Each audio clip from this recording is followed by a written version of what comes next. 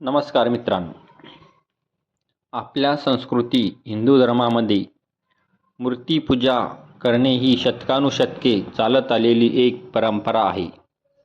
पण आजच्या आधुनिक युगात अनेकदा प्रश्न विचारला जातो की दगडाच्या किंवा मातीच्या मूर्तीची पूजा का करायची?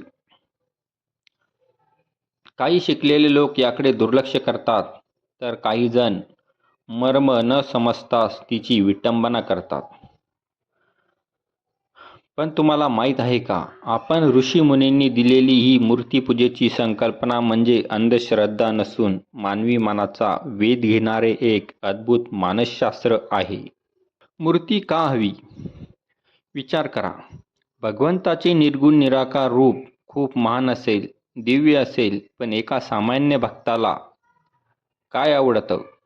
त्याला आपल्यासोबत खेळणारा, हसणारा आणि रुसणारा देव हवा असतो.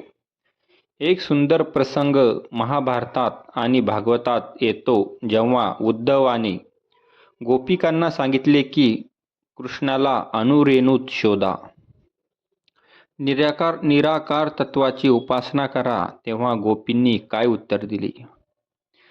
उद्धवा, तुझा हा व्यापक कृष्ण आमच्या काय कामाचा? आम्हाला तर आमच्यासोबत रास खेळणारा, आमचं मन प्रसन्न करणारा सगुण श्रीकृष्णच पाहिजे. हेच भक्ताच्या हृदयाचे खरे सत्य आहे. तर काही लोक म्हणतात की मूर्ती ही केवळ एक कल्पना आहे. पण लेखकाने खूप सुंदर उदाहरण दिले आहे. मूर्तिपूजा ही आपल्या जीवन विकासाची पहिली पायरी आहे. ज्याप्रमाणे लहान मुलाला मोठी पुस्तके वाचण्याआधी 12 खडी शिकवावीच लागते, अगदी तसेच परमेश्वराच्या अथांग रूपाकडे जाण्याआधी मनाला स्थिर करायला मूर्तीची गरज असतेच.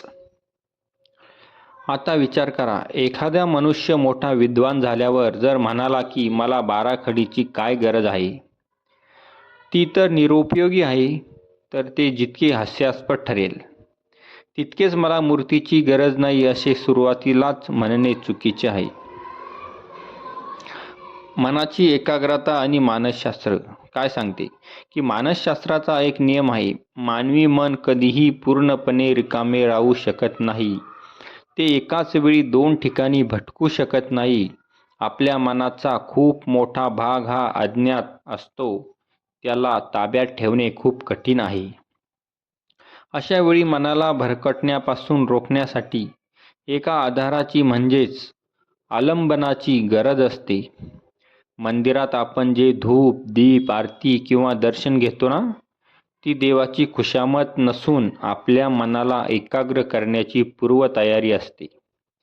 जेव्हा आपण वारंवार देवाचे रूप पाहतो, तेव्हा ती मूर्ती आपला मन पटलावर कायमची स्थिर होते. म्हणून मूर्तिपूजा करणे गरजेचे आहे. मूर्तीचे परमेश्वरात रूपांतर कधी होते? तर मूर्तीमध्ये दैवत्व येते कसे? जसे लग्नाच्या वेळी केवळ काही मंत्रोच्चारामुळे एक मुलगी कोणाची तरी पत्नी म्हणून स्वीकारली जाते आणि त्या नात्याला पवित्रता मिळते, तसेच प्राणप्रतिष्ठेच्या मंत्रामुळे त्या मूर्तीमध्ये दैवत्व प्रकट होते. गीतेमध्ये देवाने स्वतः सांगितले आहे की देहधारी मनुष्याला निराकार रूपाची साधना करणे अत्यंत कष्टदायी असते. पण जेव्हा तुम्ही एका मूर्तीसमोर बसून दीर्घकाळ साधना करता, तेव्हा एक क्षण असा येतो की ती मूर्ती बाजूला पडते, तिचे केवळ दगड असणे संपून जाते आणि तिथे तुम्हाला प्रत्यक्ष परमेश्वराची प्रचिती नक्कीच येते.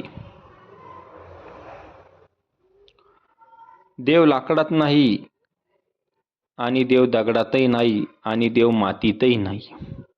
देव हा तुमच्या अंतःकरणातील भावात म्हणजेच पवित्र आपल्या भावनेत असतो.